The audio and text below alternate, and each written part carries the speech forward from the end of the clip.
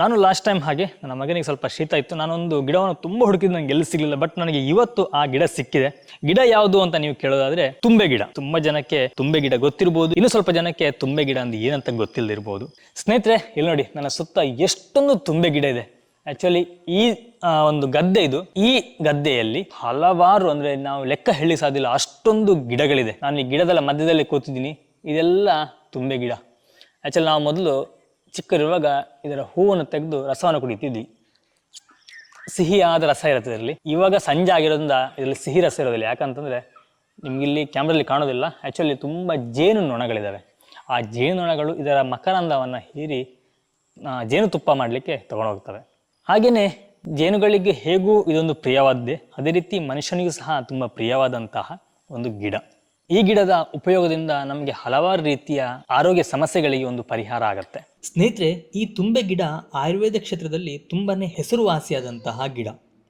ಇದನ್ನ ಲ್ಯೂಕೆಸ್ ಅಸ್ಟೆರಾ ಅಂತ ಇಂಗ್ಲಿಷ್ನಲ್ಲಿ ಕರೀತಾರೆ. ಹಾಗೆಯೇ ಇದರ ವೈಜ್ಞಾನಿಕ ಹೆಸರು ಕೂಡ ಲ್ಯೂಕೆಸ್ ಅಸ್ಟೆರಾನೇ ಆಗಿದೆ. ಈ ಹೂವು ಶಿವನಿಗೂ ಸಹ ತುಂಬಾ ಪ್ರಿಯವಾದದ್ದು ಅಂತ ಹೇಳಲಾಗುತ್ತೆ. ಇದೊಂದು ವಾರ್ಷಿಕ ಮೂಲಿಕೆ ಹಾಗೂ ಪೊದೆಯ ಸಸ್ಯವಾಗಿದ್ದು ಸುಮಾರು 15ರಿಂದ 60 ಸೆಂಟಿಮೀಟರ್ ಎತ್ತರಕ್ಕೆ ಬೆಳೆಯುತ್ತೆ. ಈ ಗಿಡದ ಎಲೆಗಳು ಉದ್ದವಾಗಿದ್ದು ವಿರುದ್ಧ ದಿಕ್ಕಿನಲ್ಲಿ ಇರುತ್ತೆ. ಈ ಗಿಡದಲ್ಲಿ ಬಿಳಿಯ ಬಣ್ಣದ ಹೂಗಳಿರುತ್ತೆ. ಈ ಗಿಡ ಹಾಗೆ ನೋಡ್ಲಿಕ್ಕೆ ತುಂಬ ಚೆನ್ನಾಗಿರುತ್ತೆ. ಹೂವು ತುಂಬ ಚೆನ್ನಾಗಿ ಕಾಣುತ್ತೆ. ಈ ಹೂವಿನ ರಚನೆಯು ಕೊಳವೆ ಆಕಾರಕ್ಕೆ ಹೋಗುತ್ತೆ. ಕೆಲವು ದೇಶಗಳಲ್ಲಿ ಈ ಗಿಡವನ್ನು ಆಹಾರಕ್ಕೆ ಹಾಕುವಂತಹ ಪರಿಮಳಕ್ಕಾಗಿ ಇದನ್ನು ಬಳಸಲಾಗ್ತಾ ಇದೆ. ಈ ತುಂಬೆ ಗಿಡಕ್ಕೆ ಸಂಸ್ಕೃತದಲ್ಲಿ ದ್ರೋಣಪುಷ್ಪ ಅಥವಾ ಚಿತ್ರಪುಷ್ಪ ಅಂತಲೂ ಸಹ ಕರೀತಾರೆ. ಈ ಗಿಡವು ಅನೇಕ ರೀತಿಯ ಔಷಧೀಯ ಅಂಶಗಳನ್ನು ಹೊಂದಿದೆ.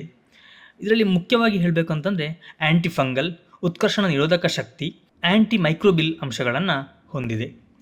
ಈ ತುಂಬೆ ಗಿಡವನ್ನು ಸಾಂಪ್ರದಾಯಿಕ ಔಷಧಿಯಲ್ಲೂ ಸಹ ಬಳಕೆ ಮಾಡ್ತಾ ಇದ್ದಾರೆ. ಹಾವು ಕಡಿತಕ್ಕೆ ತುತ್ತಾದ ವ್ಯಕ್ತಿಗೆ ಚಿಕಿತ್ಸೆಯನ್ನು ನೀಡಲು ಈ ಗಿಡವನ್ನು ಬಳಸಲಾಗ್ತಾ ಇದೆ. ಹೆಚ್ಚಾಗಿ ಆಗಾಗ ಕಾಡುವಂತಹ ಸಾಮಾನ್ಯ ಜ್ವರಕ್ಕೆ ಈ ತುಂಬೆ ಎಲೆಯ ರಸವನ್ನು ಹಾಗೆಯೇ ಕಾಳುಮೆಣಸಿನ ಪುಡಿಯನ್ನು ಬೆರೆಸಿ ಸೇವನೆ ಮಾಡೋದ್ರಿಂದ ಜ್ವರ ತುಂಬ ಬೇಗನೆ ಕಡಿಮೆಯಾಗುತ್ತೆ. ವಿಪರೀತ ತಲೆನೋವು ಬಂದರೆ ತುಂಬೆ ಗಿಡದ ಹೂ ಮತ್ತು ಕಾಂಡವನ್ನು ಸ್ವಲ್ಪ ಜಜ್ಜಿ ನೀರಿನಲ್ಲಿ ಚೆನ್ನಾಗಿ ಕುದಿಸಿ ಹಬೆಯನ್ನು ತೆಗೆದುಕೊಳ್ಳೋದ್ರಿಂದ ತಲೆನೋವು ನಿವಾರಣೆಯಾಗುತ್ತೆ. ಈ ಗಿಡದ ಬಗ್ಗೆ ಸಂಪೂರ್ಣ ಮಾಹಿತಿಯ ವಿಡಿಯೋವನ್ನು ನಮ್ಮ ಫುಡ್ ಮೀಡಿಯಾ ಯೂಟ್ಯೂಬ್ ಚಾನಲಲ್ಲಿ ಹಾಕಿದ್ದೀನಿ.